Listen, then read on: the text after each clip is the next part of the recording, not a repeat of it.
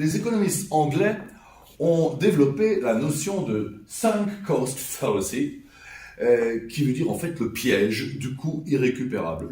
Qu'est-ce que c'est que le piège du coût irrécupérable? Eh bien en fait c'est l'idée simple selon laquelle quelqu'un ne peut pas abandonner un projet maintenant alors qu'il a déjà tant investi pour arriver jusqu'à maintenant. Même si ce projet devient un projet qui ne rapportera rien et qui au contraire va même coûter beaucoup d'argent.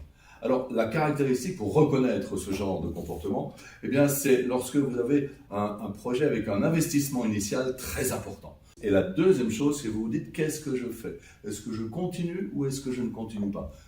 Ça se fait dans les relations personnelles, par exemple, vous êtes en couple avec quelqu'un et c'est une relation malsaine et vous vous dites oui mais moi je veux pas partir maintenant parce que très franchement, vu déjà tout ce que j'ai supporté, bah, tant pis, alors que ce serait tellement mieux pour vous.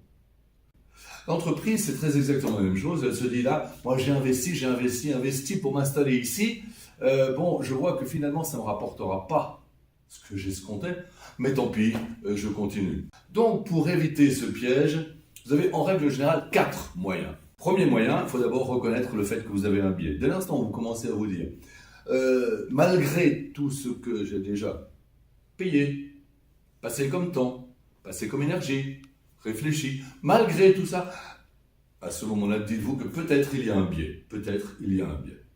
Deuxième chose, posez-vous la question non pas de ce que vous avez déjà passé comme temps, comme argent, comme énergie, mais qu'est-ce qui vous reste à passer comme temps, comme argent et comme énergie par rapport aux gains futurs que vous souhaitez obtenir.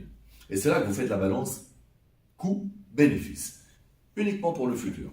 Troisième chose, surtout, essayez d'avoir avec vous un œil neuf. Faites-vous aider. C'est là, peut-être dans ce seul cas présent, où un coach ou un conseiller d'entreprise peut être véritablement très opportun. Et puis, la quatrième décision que vous avez à prendre, et qui est la décision la plus difficile, c'est accepter les pertes, accepter que tout ce que vous avez déjà investi, ce soit définitivement perdu. C'est dommage, mais ça vous évitera de perdre beaucoup plus. À plus!